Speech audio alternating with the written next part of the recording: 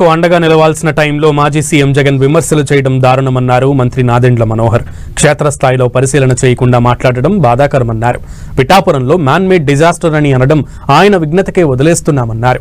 5 ఏళ్లు జగన్ రాష్ట్రాన్ని పాలించడమే జరిగిన పెద్ద విపత్తు అని ఎద్దేవా చేశారు మంత్రి నాదెండ్ల మనోహర్. వరద బాధితులను కూటమి ప్రభుత్వం అన్ని విధాలా ఆదుకుంటుందని చెప్పారు.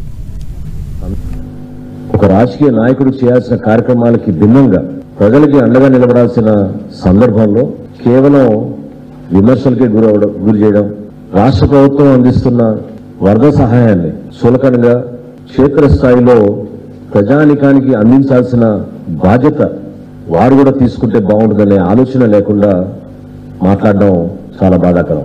విజయవాడ నగరంలో 2 సార్లు పర్యటించారు. నిన్న పిఠాపురం వెళ్ళారు.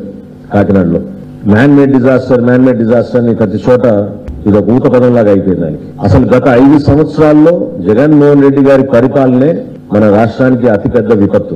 ఊహించని విధంగా వీళ్ళు వ్యవస్థను నాశనం చేసి కనీసం ఇరిగేషన్ శాఖ పైన క్షేత్రస్థాయిలో ఉన్న వ్యవస్థల పైన అధ్యయనం చేసుకుని బడ్జెట్ అలొకేషన్లు కూడా చేయకుండా సర్వనాశనం చేసిన జగన్మోహన్ రెడ్డి గారు ఈ రోజున అధికారంలో ఉన్న కూటమి ప్రభుత్వం కేవలం 3 నెలలు అయింది మేము అధికారంలోకి వచ్చి. 3 నెలలకే మీకు ఇంత ఏడుపులు ఉంటే ఎట్లా?